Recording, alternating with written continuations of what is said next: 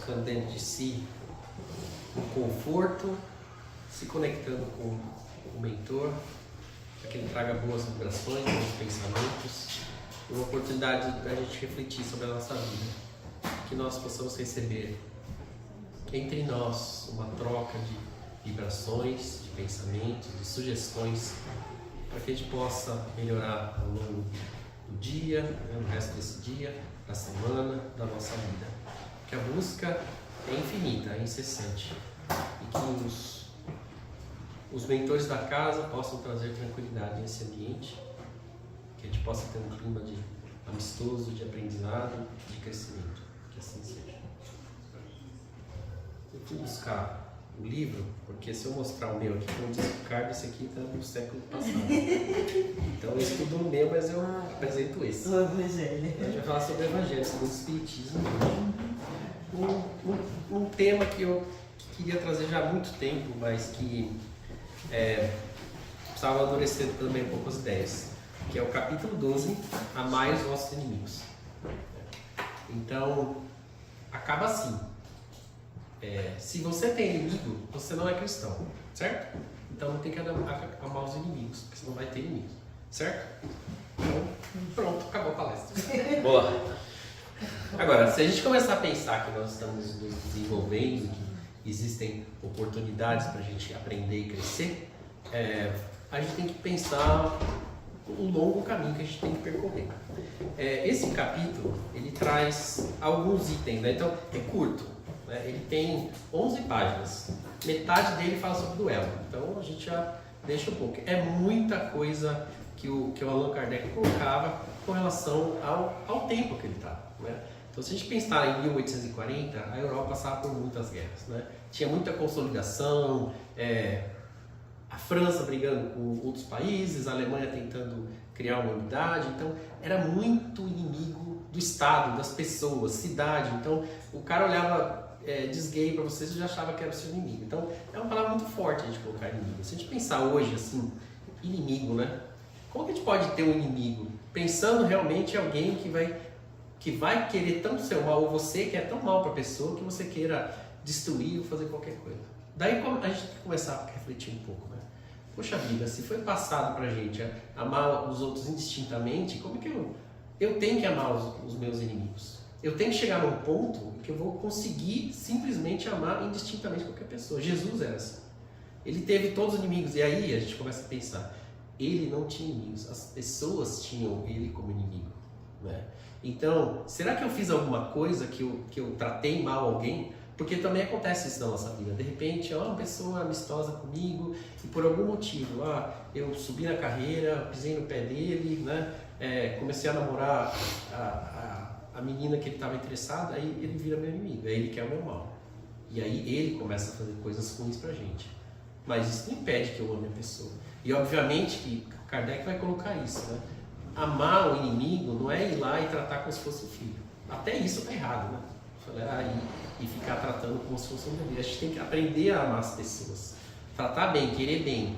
Ter as oportunidades que você quer de que as pessoas tenham sucesso também. Isso é o amar os nossos inimigos. Isso é amar a outra pessoa que existe lá. Ele começa o primeiro capítulo falando sobre um texto que vai ter como Jesus colocava essa questão, né? de receber do outro, se você receber um tapa, oferecer a outra face também, né? De você tratar outra pessoa tão bem como você gostaria de ser tratado. Quando a gente começa a pensar, refletir sobre isso e no nosso longo percurso, nós começamos a perceber que você tem que começar a mudar o seu mindset, né? Começar a mudar como você aborda as pessoas. Então, obviamente, se você chega no trabalho e fala, nossa, mas aquele cara quer me derrubar, ele não quer que eu vá para frente, ele está criando só problemas para mim. Você vai criar uma inimizade sua que você não vai conseguir. Se qualquer coisa de ruim que acontecer para ele, você fala assim, tá bem feito. E ao invés de começar a pensar, poxa vida, ele também teve uma oportunidade. Todo mundo falha, né? Todo mundo ao longo da vida fez alguma coisa de errado. E criou essa inimizade. E essa inimizade é uma coisa muito natural no nosso aprendizado, principalmente nas questões egoístas. Então, conforme a gente vai sendo cada vez mais egoísta, a gente vai criando mais inimigos, a gente vai criando oportunidade para as pessoas não gostar da gente. Daí a gente faz isso tudo e não quer que o outro, né, faça mal pra gente. E aí o outro trata a gente mal, olha meio de esgueio, né, meio azedo, você já começa a falar assim, a pessoa não gosta de mim. Então a gente vai criando na nossa mente esse ambiente que vai distanciando as pessoas. O capítulo seguinte, não, o item seguinte que ele coloca é os inimigos encarnados. E aí a gente entra num item muito importante para o Espiritismo, né? Bom, se eu não conseguir lidar com as pessoas e criar uma amizade ou criar uma situação, imagina como vai ficar com relação àquelas pessoas que já desencarnaram, que podem a qualquer momento acessar você. Quando está encarnado, você vê o desvio, passa no corredor, né? Peço para trocar de emprego, mudo de cidade, qualquer coisa assim. Mas quando está desencarnado, você não tem mais controle sobre isso. É obviamente que ele vai querer fazer o mal para você a todo instante. Dependendo do grau, né, de inimizade que você pode ter criado, isso vai crescer infinitamente. E ele vai começar a aliciar pessoas para tratar você mal. E ele vai começar a criar um ambiente, e quanto mais você sofrer, mais feliz ele vai ficar. E aí você vai falar assim, poxa, ele é meu inimigo, eu quero que ele seja afastado. Vamos voltar um pouco na história, né? Vamos voltar, quem que foi efetivamente o inimigo? Vários livros do André Luiz contam isso aí, coitado daquele senhor lá, ele foi morto e a família dele está sofrendo porque deixou de ter alguém que cuide da família, né? Tá lá a viúva passando mal, né? E aí você vai começar a ler a história dele, ele fala, ele matou o companheiro dele que queria casar com a esposa, né? Criou família, obviamente que o companheiro dele acabou fazendo uma obsessão, então ele acabou se suicidando. Outros casos, né? A mulher está doente porque o pai dela é um juiz muito poderoso e aí para ele sofrer, já que ele tem menos influência, né, dos espíritos, eles fazem a filha sofrer. Livro Desobsessão do André Luiz. Então nós temos vários exemplos de como a gente acaba criando essa inimizade pelos nossos comportamentos. Obviamente que a gente não é nenhum santo, né? E a gente vai ter que passar por essas dificuldades para o nosso aprendizado. Mas o importante é como eu estou me relacionando com isso. Deus não permite que a gente sofra. A partir do momento que você criou uma situação, falou assim, eu quero começar a fazer o bem, eu quero começar a ter o bem pelas pessoas, você não vai. Como é que você vai deixar ser imune? Certo? Porque cada um vai ter que sofrer aquilo pelo que fez. Mas você vai começar a perceber um pouco mais e os sofrimentos vão começar a ser distantes de você. Você não vai sofrer uma obsessão tão terrível assim que você acabe definhando, como a gente vê em alguns casos, né? Pessoas que vão parar em instituições mentais porque não conseguem se desligar disso. Então, desenvolver dentro da gente essa capacidade é muito difícil, né? Você ter, como ele fala, sensibilidade ou sentimento pela outra pessoa que não quer o seu bem é cada vez mais difícil. Como você vai fazer isso aí com alguém que você vê que deseja o seu mal? Com alguém que você vê que é uma má pessoa? Com alguém que você vê que está... Então a gente olha assim no campo mais amplo, né? Então, discussões políticas, futebolísticas, né? Econômicas, tudo isso acaba atraindo a gente, né? Então você começa a discutir com o seu colega de trabalho, que não, ele apoia o lado de cima e você apoia o lado de baixo. E aí por causa dessa discussão, vocês acabam se separando, né? Não tem mais tolerância. Você pede para mudar de emprego, você pede para se afastar porque cria uma situação tão ruim. Realmente importa isso pra gente? O quanto a gente está se importando com o nosso egoísmo, com a nossa posição tão correta, né? Que a gente nem sabe, né? Julgando porque, não, mas olha só o que ele fez, né? Olha só o que ele está fazendo com a população, olha só o que ele está fazendo com a questão econômica. Gente, isso tudo é passageiro, isso tudo é um plano que existe. E a gente se dispõe, eu me dispus com meu pai várias vezes por causa disso, né? Falei assim, não... E aí você começa a criar dissensões dentro do seu lar, dentro da sua vida, porque você não consegue mudar o seu mindset. Nós, como espíritos, temos uma obrigação de começar a pensar disso diferente. Você não pode chegar amanhã, obviamente, e falar assim, não, agora eu estou amando todo mundo. Mas a partir do momento que você começa a perceber essa mudança, você começa a sentir isso, o sentimento começa a ajudar você, né? E se você começar a pensar assim, que você consegue ter pensamentos positivos, você começa a perceber que é possível. Porque o problema maior é assim, não, tudo é impossível, eu não vou conseguir sair daqui. Né? Eu estou num vale aqui, eu tento escalar e eu não vou sair desse lugar. Obviamente que é muito difícil, então a gente tem que se elevar. Você só vai se elevar a partir do momento que você começa a pensar diferente. Então eu vou pensar assim, o que eu posso ver de bom na outra pessoa? Né? Ela é bonita, até isso a gente pode pensar. Ela é inteligente, né? Ela trata bem uma pessoa. Todo mundo tem alguma coisa a ver. Se vocês pegarem principalmente esse pessoal do PCC, né? Que vai preso e que você vê as questões, né? que eles fazem, eles tratam os companheiros deles. Eles amam alguma pessoa, eles amam alguma coisa. Então existe amor lá dentro. A gente estava falando hoje sobre assim, então vamos para uma penitenciária hoje, o cara mais, né, periculosidade máxima lá, e vamos oferecer para ele amor. Não vai funcionar isso, a gente sabe que não. Mas às vezes não funciona nem na minha casa, quando eu estou tentando conversar com a minha filha que ela está nervosa. Né? Então a gente tem que começar a entender essas posições e a gente tem que mudar as coisas devagar. Né? Só no passo a passo.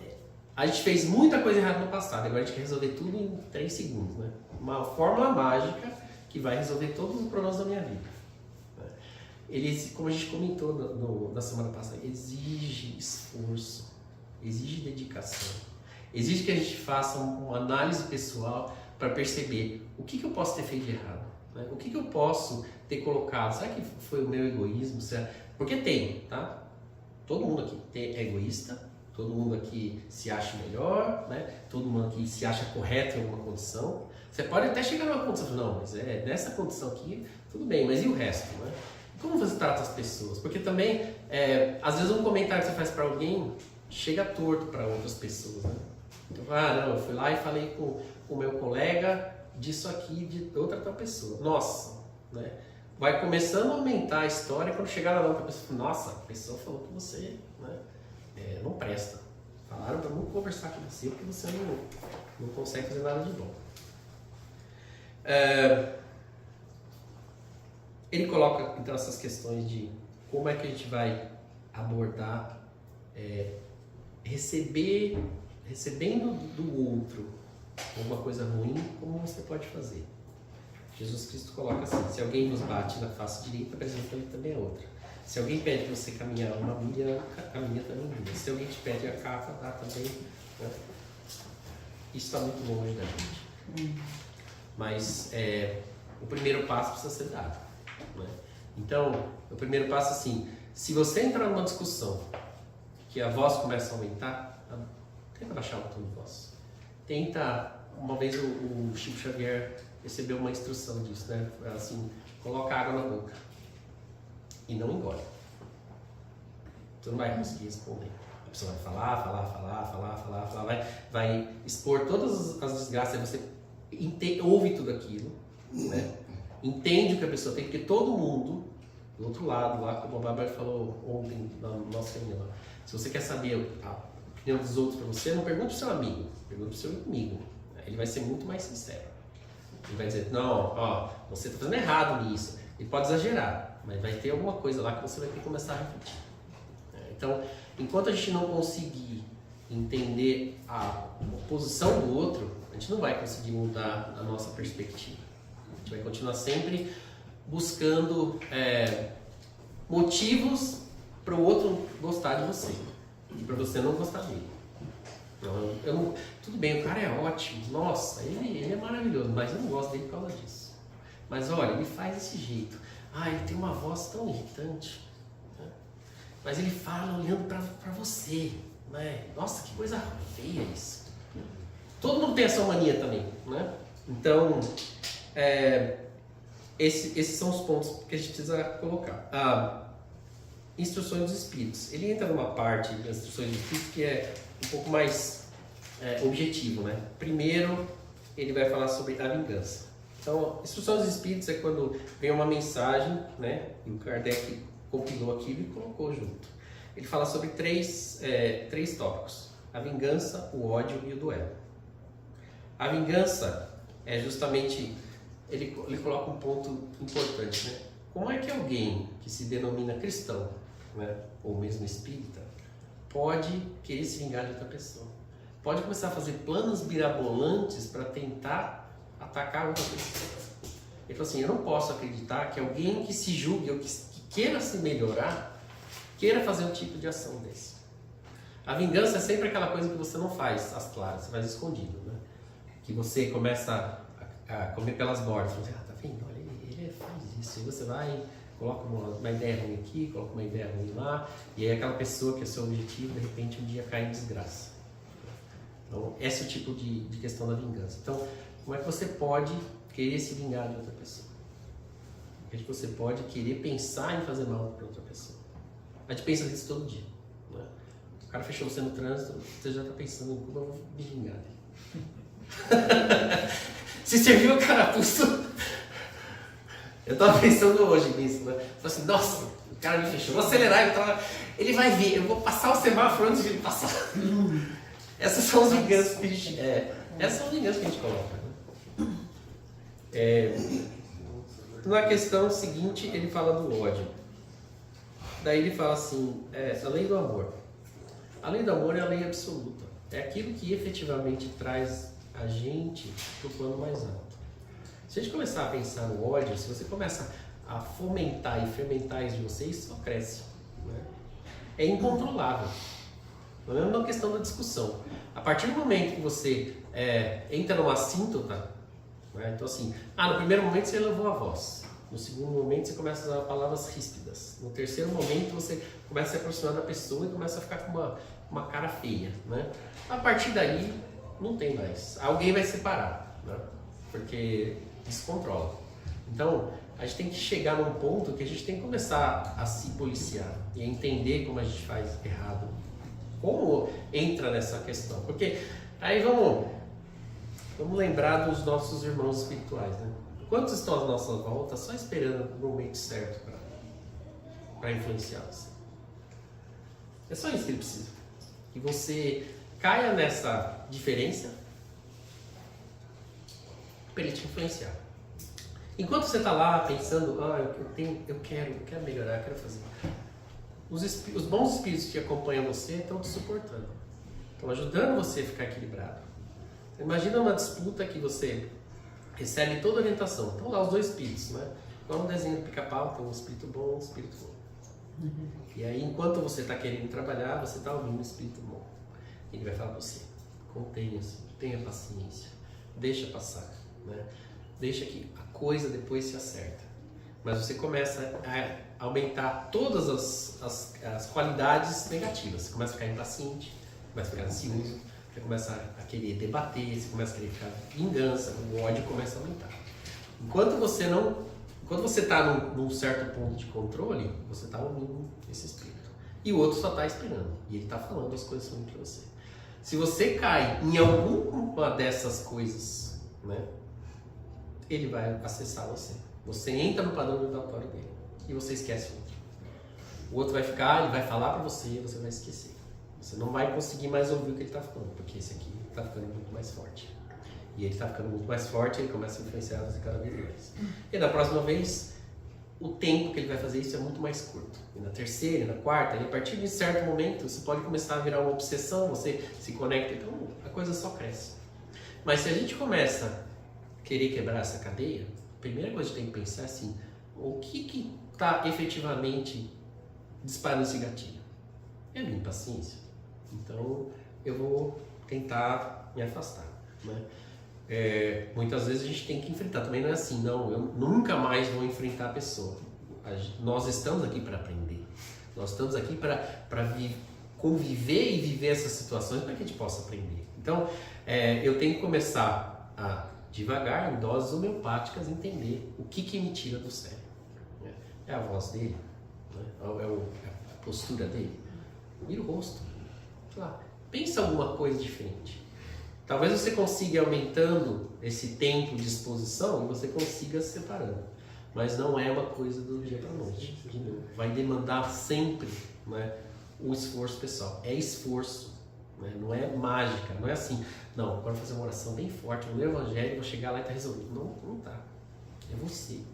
É você que tem que aprender. É você que tem que se desenvolver. Por último, ele vai falar do duelo. A questão do duelo era uma questão muito contemporânea do Allan Kardec, né? E ele falava assim, como um país como a França poderia permitir isso aí. Então, eles falavam sobre todas as questões da pessoa se sentir mais importante ou sentir que a vaidade dela foi atingida, né? Então isso tudo acabava gerando essas coisas. A partir do momento em que a sociedade começou a perceber isso aí, começou a criar barreiras, né, isso foi resolvido. Mas a gente está livre do duelo? Só mudou o nome, só mudou o local, né? Só mudou a maneira como a gente faz. Obviamente que as armas de fogo não estão tão liberadas assim, mas se você pega às vezes as pessoas armadas aí e os dois tiverem arma de fogo, vai acontecer, né? Então é uma questão que a gente tem que trabalhar para isso, para que a sociedade se movimente. Nós ainda temos irmãos que estão reencarnando, que estão no padrão vibratório aqui. Então nós, como seres que têm um pouco mais de conhecimento, a gente tem que começar a trabalhar nesse ponto.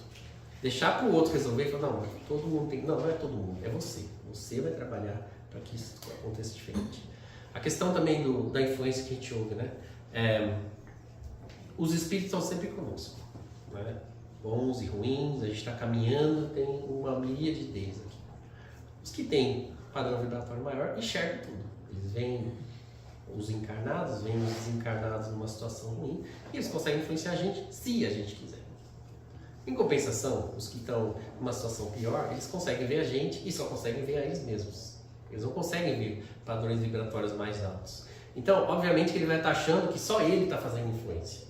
E aí ele vai ficar tentando. Então, um capítulo que eu li do André Luiz, no Mensageiro dos Missionários, fala sobre isso. Como a influência dos espíritos chega a uma mulher que está grávida, né? E eles querem que ela perca. Então eles falam assim, poxa vida, estamos aqui há 6 meses fazendo isso e não acontece. Eles não conseguem ver a ajuda espiritual que tem do outro lado. Eles conseguem só ver, não, mas hoje a gente vai conseguir, hoje a gente vai continuar insistindo. E ela acaba caindo, porque ela quer, ela deseja. Então, às vezes a gente espera que a ajuda venha de fora sem querer se ajudar também. Então, como que a gente vai conseguir trabalhar isso? Nosso esforço. Né? Estudando, comparecendo aqui nas reuniões, certo? Mudando para o padrão vibratório, conversando sobre isso. Né? Às vezes a gente precisa de ajuda também no seguinte sentido, né? Não entendi um texto, não entendi como isso aplica na minha vida, não entendi como pode ajudar. Ou muitas vezes assim, eu estou numa situação tão ruim que eu preciso falar. Né? No meu trabalho, eu tentei abordar as pessoas para conversar. Eles só precisam exprimir a ideia. Eles vão se resolver. Você não vai conseguir resolver todos os problemas das outras pessoas, mas se você se dispor a falar, é uma ajuda imensa. Né? Então, às vezes, e é triste também, quem a gente considera um inimigo é só um mal entendido que teve. Chega, aborda, podemos falar sobre esse assunto. Sei que é ruim, mas o que você achou? Você tem que se abrir, né? Tem que abrir e falar, olha, eu acho que não está legal, eu acho que a gente poderia conversar. Obviamente que nem todo mundo vai aceitar, né? Então, não estou falando também assim, aquela história do yes man, né? Chega, então amanhã todo mundo vai procurar alguém, né? E vou resolver. Metade daqui vai voltar e falar assim, pô, mas você falou que dava certo. Não, você tem que equilibrar. Estou dizendo assim que às vezes as pessoas precisam de um canal para poder esclarecer sobre isso. Temos 5 minutos. Eu quero abrir para perguntas, comentários, ideias também que a gente possa colocar de. E durante a conversa, cada um de vocês está pensando num potencial inimigo. Né? Então, a gente não precisa falar os nomes aqui, mas se vocês quiserem citar assim, talvez isso aqui ajude, pode também servir de exemplo para os demais. Fique à vontade. Marido não vale. Não, mas eu gostei de uma parte que você falou assim, talvez de ver as pessoas assim cometeram erros, alguns de outra forma. Me lembrei de um filme que eu vi, acho que ele tem uns 2 anos, chama Sing Sing. sei se alguém aqui viu. É a história de um presídio, até eles usaram os presos reais. E lá eles têm um grupo de teatro onde eles fazem uma peça para ser apresentada para toda a comunidade, inclusive políticos, vão até a prisão, que é imensa lá, e uma das pessoas é presa injustamente, mas ele mostra o trabalho que é feito nesse grupo, né? Com os presos, sem rótulos, sem... Eles já sabem, assim, o que eles fizeram está na consciência dele, mas eles têm todo um trabalho, como um trabalho terapêutico de grupo, eles se apresentam, tipo uma ADA, assim, e alguns muito fechados no início, e sem querer trabalhar ao lado, e o professor fazia grita, trabalhando o verbal, o corpo deles, e muitos com dificuldade no início, e você vê que no final, assim, do filme, como aquilo tinha sido enriquecedor na vida deles, né? Pessoas que cometeram crimes, que estão ali por alguma razão, mas que foram tratados como gente, assim, como pessoas com dignidade, né? E como isso foi transformador para eles, assim. Eu ia... Desculpa, você estava falando? Não, eu ia falar mais ou menos isso também. É interessante que você comentou sobre o amor e a Bia também, que, assim, amor é a mensagem de Jesus. Se você quiser traduzir a mensagem de Jesus em uma palavra, na minha opinião, é amor, né? Só que o amor, ele é a porta estreita. E o amor é o trabalho de longo prazo. O amor não é um martelo que você bate na cabeça da pessoa e ela faz o que você quer. Então, é uma coisa que, assim, eventualmente não vai resolver você ir no presídio e querer emanar amor para os presidiários, porque eles vão te amar imediatamente. Mas é longo prazo. Eu me lembrei muito bem de um caso que aconteceu no Brasil, de uma pessoa, um criminoso, acabou matando o filho da mulher. E a mulher, ao invés de odiar o criminoso, ela ia visitar ele no presídio e ela praticamente adotou ele como um filho dela. E ela amou o cara que matou o filho dela. E como foi interessante ver essa reportagem de como o cara se arrependeu e assim, foi muito impactante isso pra ele. Ou seja, não foi no primeiro dia que ela chegou. Ela amou o cara, e ao longo do tempo, né? Um trabalho de longo prazo. É o trabalho de longo prazo. Não é um Rivotril que para na hora. Não, eu só ia comentar que é muito complicado quando você pensa você mesmo amar o inimigo, né? Ou realmente ter aquela libertação de uma mágoa ou qualquer coisa assim. Mas não, chegar ao ponto de não desejar o mal já é um passo muito grande. Às vezes a gente pensa assim, nossa, eu preciso chegar naquele estágio, mas se você olhar para você mesmo e falar assim, não, mas eu já consigo nesse, que eu já não desejo o mal, apesar de eu ter sido machucado, ferido, chateado, não desejar o mal já é um passo bastante grande.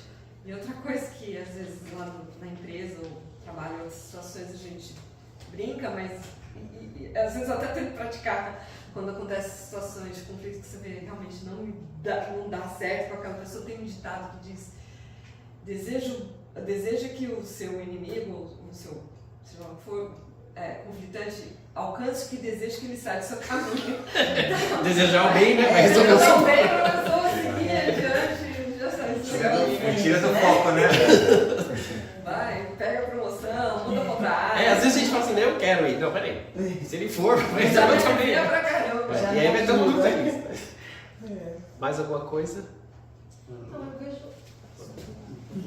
vejo também que às vezes quando a pessoa vem te faz sofrer, geralmente a gente fica magoado, sofre, fica com raiva.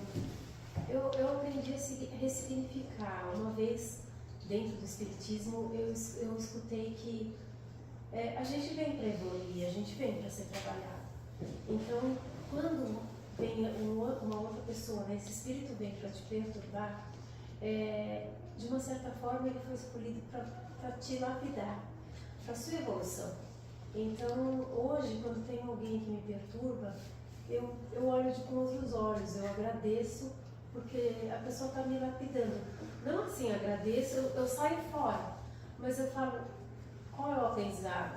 O que eu tenho que evoluir, e eu agradeço a pessoa, né, quando estou rezando, eu agradeço porque eu tive ali um aprendizado, eu tive alguma evolução naquele processo.